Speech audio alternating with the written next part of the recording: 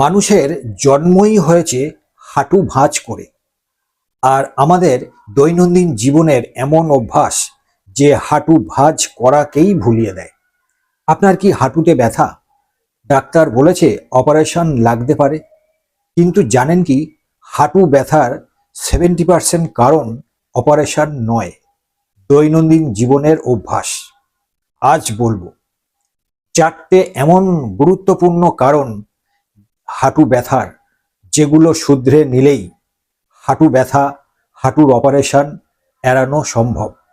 হ্যাঁ বন্ধু, ভিডিওটা যদি ভালো লাগে চ্যানেলটাকে সাবস্ক্রাইব করুন, লাইক দিন এবং শেয়ার করে পাশে থাকুন।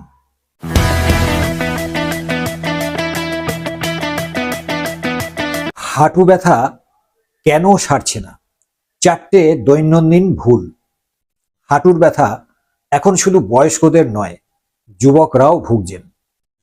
সত্যি কথা বলতে হাঁটু ব্যথার মূল কারণ অনেক সময় আমাদের দৈনন্দিন জীবনের 4টে ভুল অভ্যাসের জন্যই হয়। প্রথম কারণ ডাইনিং টেবিল। একটা সময় ছিল যখন মানুষ মেঝেতে বসে খাওয়া দাওয়া করত।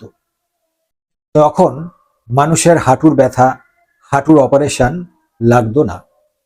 ডাইনিং টেবিলে বসে খাওয়া দাওয়া করলে হাঁটু ভাঁজ তো হয়ই না, বরং ডাইজেস্টিভ ট্র্যাকে কিছু সমস্যা তৈরি হয়। আর এই নিয়মটা পাশ্চাত্য নিয়ম, এটা ভারতীয় নিয়ম নয়। হাঁটু ব্যথার দ্বিতীয় কারণ কিচেন, রান্নাঘর। অনেকক্ষণ দাঁড়িয়ে দাঁড়িয়ে রান্না করলে হাঁটুর লিগামেন্ট ক্ষতিগ্রস্ত হয়। শুধু তাই নয়, অনেকক্ষণ দাঁড়িয়ে দাঁড়িয়ে রান্না করলে কোমর, হাঁটু, গোড়ালির সমস্যা তৈরি হয়। আগে মা ঠাকুমারা নিচে বসে রান্না করত, তখন তাদের হাঁটু, কোমর, গোড়ালিতে এত সমস্যা তৈরি হতো না। তৃতীয় কারণ কুমোট। যারা কুমোটে বসে পায়খানা করেন, আর এইভাবে পায়খানা করলে অনেক সমস্যা তৈরি হয়।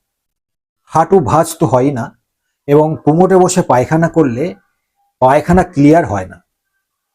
আর এখান থেকেই তৈরি হয় গ্যাসের সমস্যা, আর গ্যাস থেকেই তৈরি হয় আরো নানা ধরনের সমস্যা।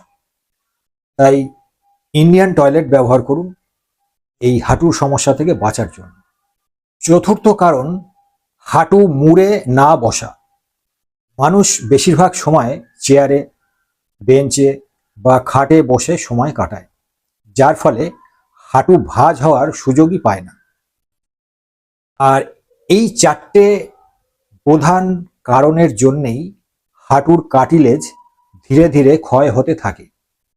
একটা জিনিস মনে রাখবেন, হাঁটু যত ভাঁজ করবেন হাঁটুর কার্টিলেজ ততই ভালো থাকবে। এই 4টে নিয়ম শুধরে নিলেই হাঁটুর ব্যথা, হাঁটুর অপারেশন লাগবে না। সবাই সুস্থ থাকুন, ভালো থাকুন।